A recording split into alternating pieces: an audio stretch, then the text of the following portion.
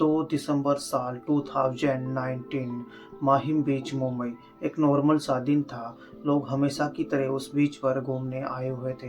इसी दौरान एक इंसान ने उस बीच पर एक सूटकेस देखा। सूटकेस देखकर उसे लगने लगा कि हो ना हो इस सूटकेस में ज़रूर कुछ होगा, और उसी उम्मीद से वो व्यक्ति उस सूटकेस के पास जा पहुंचा।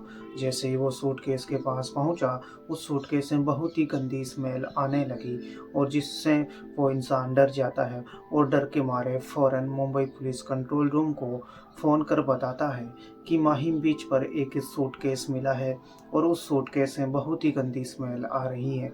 सूटकेस की सूचना मिलते ही मुंबई पुलिस टीम फ़ौरन उस जगह पर जा पहुंची, जहां पुलिस का एक कांस्टेबल उस सूटकेस को खोलने लगा। जैसे ही उस सूटकेस को खोला जाता है, वो पुलिस वाला उस सूटकेस से पीछे हट जाता है और हैरान रह जाता है, क्योंकि उस सूटकेस में उसने किसी इंसानी प्राइवेट पार्ट को देखा था, वो भी कटा हुआ, साथ ही एक हाथ और एक पैर भी कटा हुआ मिला था। अब ये सब देखकर पूरी की पूरी मुंबई पुलिस टीम डर सी गई थी, और अब मुंबई पुलिस के सामने ये सवाल खड़ा हो गया था कि आखिर ये सूटकेस आया तो आया कहाँ से, और इसके अंदर बॉडी पार्ट्स किसके हैं, साथ ही बाकी के बॉडी पार्ट्स है तो है कहाँ पर।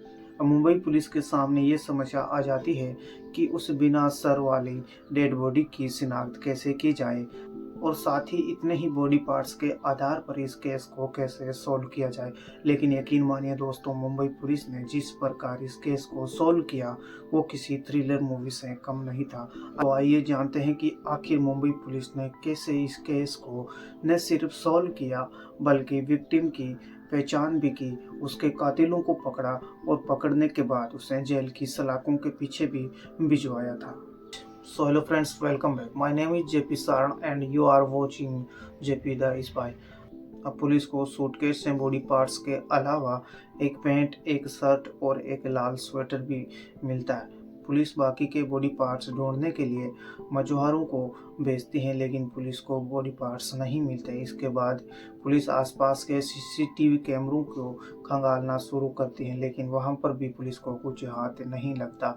और इसके बाद पुलिस आसपास के थानों को ये सूचना भेजती है कि क्या पिछले 48 घंटों में किसी व्यक्ति की मिसिंग कंप्लेंट की गई है, लेकिन इस बार भी पुलिस नाकाम रहती है। अपनी बार बार नाकामी की वजह से ये केस मुंबई पुलिस के हाथों से फिसल गया, और अब ये केस मुंबई क्राइम ब्रांच को सौंपा जाता है, और यहीं से असली खेल शुरू होता है।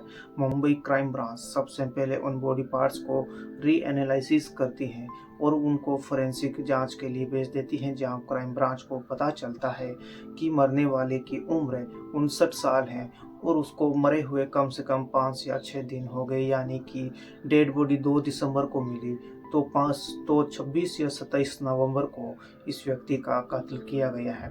अब पुलिस के लिए छोटी सी सही, लेकिन वो एक सफलता जरूर थी। अब इसके बाद क्राइम ब्रांच टीम उस सूटकेस से मिले पैंट, शर्ट और उस स्वेटर की भी जांच करती है। तो क्राइम ब्रांच टीम को उस वाइट शर्ट पर एक सिलाई करने वाली दुकान का लोगो दिखाई देता है, और उस शर्ट पर टैग था एल्मो मेंसवियर नाम की एक दुकान का। अब क्राइम ब्रांच टीम उस मेंसवियर की दुकान का पता लगाने की कोशिश करती है, तो क्राइम ब्रांच को पता चलता है कि एल्मो मेंसवियर नाम की वो दुकान कुर्ला वेस्ट में बेलगामी रोड पर स्थित है। अब क्राइम ब्रांच टीम तुरंत उस एल्मो मेंसवियर की शॉप पर पहुंचती है और उस टेलर को वो शर्ट दिखाकर पूछती है, क्या ये शर्ट तुम्हारी दुकान से स्टिच किया गया है? तो वो टेलर बताता है कि ये शर्ट मेरी ही दुकान से स्टिच किया गया है, और इसे बेनेट रिबेलो नाम के एक शख्स ने मुझसे सिलवाया था। अब हालांकि क्राइम ब्रांच टीम को उस टेलर से सिर्फ बेनेट रिबेलो का नाम ही पता चलता है, उसका मोबाइल नंबर और एड्रेस वगैरह नहीं मिलता। लेकिन क्राइम ब्रांच को ये शक हो गया था कि हो ना हो इस बेनेट रिबेलो नाम के व्यक्ति की ही हत्या की गई। Crime branch team Bennett Rebello की पूरी कुंडली निकालना चाहती थी। इसके लिए उसने सोशल मीडिया का सहारा लिया, और एक डिजिटल टीम के द्वारा फेसबुक पर बेनेट रिबेलो नाम सर्च किया गया। नाम सर्च करने के बाद बेनेट रिबेलो नाम से कई सारी प्रोफाइल्स खुलकर सामने आई। अब इतनी सारी प्रोफाइल से उस बेनेट रिबेलो को खोजना बहुत ही मुश्किल था, जिसकी तलाश क्राइम ब्रांच को थी। काफ़ी कोशिशों के बाद एक ऐसी प्रोफाइल खुलकर सामने आई जिसमें बेनेट रिबेलो मुंबई नाम का एक शख्स जो लाल स्वेटर पहने हुए था। ठीक वैसा ही स्वेटर मुंबई क्राइम ब्रांच को उस सूटकेस से मिला था। अब क्राइम ब्रांच को इतना तो कंफर्म हो गया कि यही बेनेट रिबेलो है। Crime branch team Bennett Rebello का मोबाइल नंबर और उसका एड्रेस जानने के लिए उसकी प्रोफाइल्स को और ज़्यादा खंगालती हैं तो पता चलता है कि बेनेट रिबेलो ने एक पोस्ट में अपना विजिटिंग कार्ड अपलोड किया था और उस विजिटिंग कार्ड पर बेनेट रिबेलो का मोबाइल नंबर और एड्रेस लिखा हुआ था। अब क्राइम ब्रांच के लिए केस धीरे धीरे सुलझता जा रहा था क्योंकि क्राइम ब्रांच को मोबाइल नंबर मिल गया और उसका वकोला का एड्रेस मिल गया, यानी कि बेनेट रिबेलो वकोला का रहने वाला था।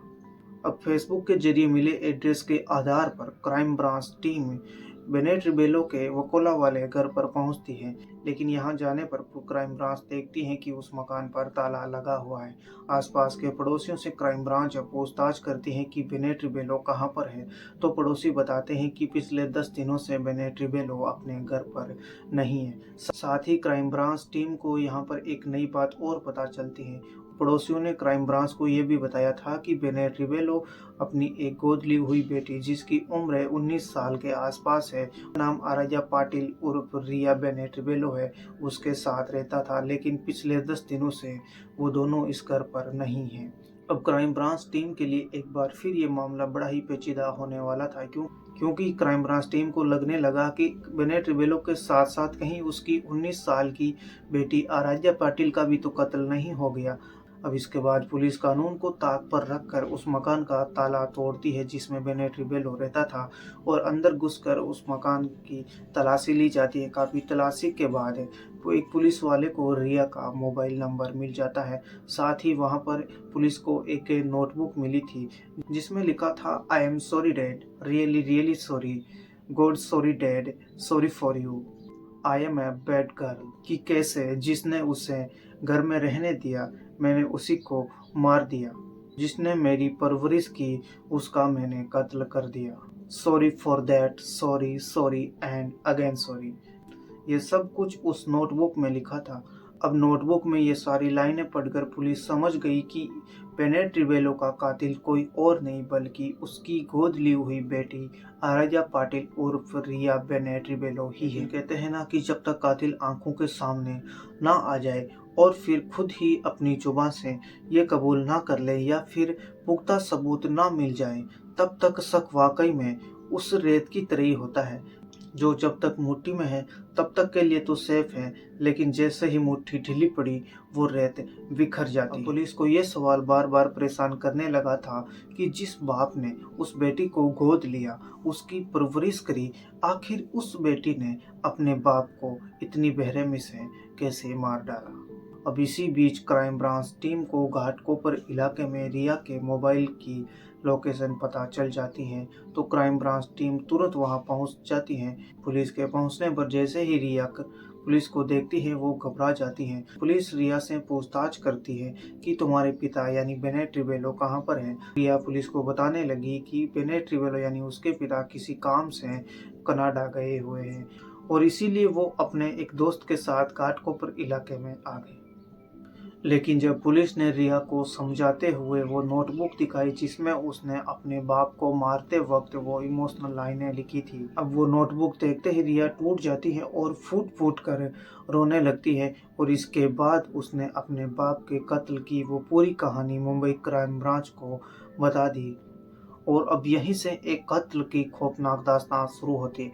रिया पुलिस को बताती है कि उसका एक दोस्त है जो उसे उम्र में छोटा है और उसकी मुलाकात उससे कुछ महीने पहले सिद्धिविनायक मंदिर में हुई जहां वो घूमने गई थी। हम दोनों ने अपने मोबाइल नंबर एक्सचेंज किए और फिर फ़ोन पर रोज़ बातें होने लगी। रोज़ फ़ोन पर बातें करते करते वो दोनों एक अच्छे दोस्त बन गए और फिर धीरे धीरे उनकी दोस्ती प्यार में बदल गई।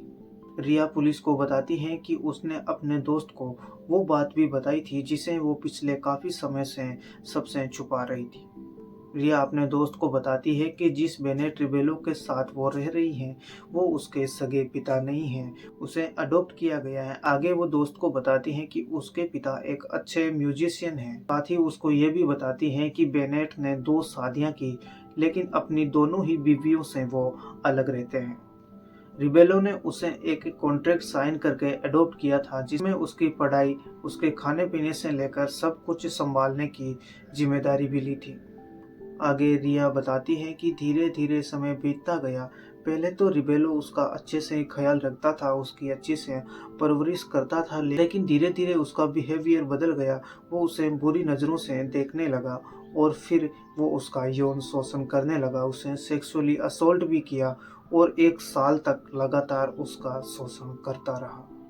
अब ये सारी कहानी सुनकर रिया का वो दोस्त काफ़ी गुस्से में आ जाता है और उसने रिया के साथ मिलकर बेनेट रिबेलो को अपने रास्ते से हटाने का फैसला कर लिया। आगे रिया पुलिस को बताती है कि उसने और उसके दोस्त ने 23 नवंबर 2019 को ही बेनेट को मारने का फैसला किया था, लेकिन किसी वजह से वो अपनी इस साजिश को अंजाम नहीं दे सके।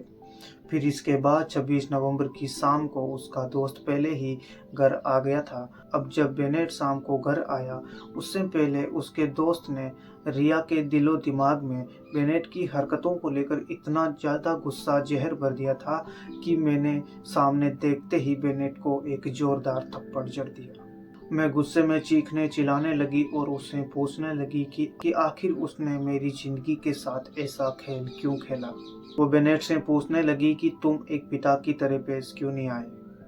रिया को इतने गुस्से में देखकर बेनेट समझ गया कि रिया ऐसा अपने उसी दोस्त के कहने पर कर रही है। इसलिए बेनेट घर में रखे अपने उस गिटार को हाथ में उठाता है और उस लड़के को मारने के लिए आगे बढ़ा ही था कि तभी रिया ने एक डंडे से उसके सर पर जोर से वार किया और बेनेट वहीं फर्श पर गिर गया। फिर दोनों ने मिलकर बेनेट को पीट पीट कर बेहोश कर डाला। उसके बाद वो दोनों बेनेट को किचन में ले गए। किचन में ले जाने पर उन्हें पता चला कि बेनेट की सांसें अभी भी चल रही हैं। तभी वो एक मच्छर मारने वाला स्प्रे लेकर आए और पूरा का पूरा स्प्रे बेनेट के मुंह पर डाल दिया, जिससे वो बेहोश हो गया और उसके बाद बेनेट को चाकू से मारकर मौत के घाट उतार दिया। रिया पुलिस को बताती है कि हत्या के बाद उन्होंने बेनेट की डेड बॉडी को बाथरूम में ले जाकर रख दिया और पूरी रात खून बहने दिया ताकि बॉडी से पूरा खून निकल जाए। रिया पुलिस को बताती है कि उन्होंने पूरी रात बेनेट रिबेलो की लाश को ठिकाने लगाने का प्लान बनाया और फिर अगले दिन यानी 27 नवंबर को उसका प्रेमी अपने एक अली नाम के दोस्त से मिलता है और उसे बेनेट की हत्या करने की बात बताता है और उसके बाद वो उसे चॉपर का इंतजाम करने के लिए कहता है। फिर उसके बाद रिया का प्रेमी दोस्त और उसका एक दोस्त जो अली नाम का था, वो मार्केट से जाकर एक दुकान से वो 3 सूटकेस खरीदते हैं, साथ ही कुछ प्लास्टिक की बड़ी थैलियाँ भी खरीदते हैं। इसके बाद वो एक केमिस्ट की दुकान पर भी गए, जहाँ से कुछ केमिकल भी उन्होंने लिया था। फिर एक किराना की दुकान पर भी वो गए थे और फिर वो शाम को लौटकर अपने घर आते हैं। यहाँ घर आने के बाद उन्होंने बेनेट की डेड बॉडी को टुकड़ों में काटा था। रिया ने पुलिस को बताया था कि उन्होंने बेनेट की डेड बॉडी के कुल 8 टुकड़े किए थे। साथ ही ये भी बताया था कि जब बेनेट की बॉडी नहीं कट पा रही थी तो उन्होंने उन चाकुओं को गैस चूल्हे पर गर्म कर करके उसकी डेड बॉडी को काटा था। उन्होंने उस डेड बॉडी के टुकड़ों को 3 अलग अलग सूटकेस में भरा। उसके बाद उनको एक रिक्शे में लेकर गए और फिर जाकर मीठी नदी में उन तीनों सूटकेसों को फेंक दिया, जिनमें से एक सूटकेस बहता हुआ 2 दिसंबर को माहिम बीच पर पहुंच गया। अब रिया द्वारा सारी सच्चाई बताने के बाद पुलिस रिया के उस दोस्त को भी गिरफ्तार करती है और उसके एक दूसरे दोस्त को भी गिरफ्तार करती है। साथ ही पुलिस को वो दोनों सूटकेस भी मिल गए थे जिनमें बाकी के बॉडी पार्ट्स थे। पुलिस ने रिया और उसके दोस्त को कोर्ट में पेश किया, जहां रिया को पुलिस कस्टडी में रखा गया। वहीं उसका दोस्त जो नाबालिग था उसे डोंगरी के बाल सुधार गृह में भेज दिया गया था। पूरे मामले का खुलासा होने के बाद पुलिस ने प्रेस कॉन्फ्रेंस में बताया था कि कातिलों ने उस सूटकेस में बेनेट के वो कपड़े अगर नहीं रखे होते तो शायद ही पुलिस कभी उन कातिलों को पकड़ पाती। तो ये थी एक बाप बेटी की ऐसी कहानी जिसमें भरोसा नहीं बल्कि हवस थी और उसी हवस की वजह से वो अपनी बेटी का यौन शोषण करने लगा और उसका परिणाम उसने अपनी मौत से चुकाया। तो इस कहानी के बारे में आपकी क्या राय है? कमेंट बॉक्स में अपनी राय जरूर लिखें। साथ ही चैनल पर पहली बार आए तो चैनल को सब्सक्राइब करना ना भूलें। जय हिंद, वंदे मातरम।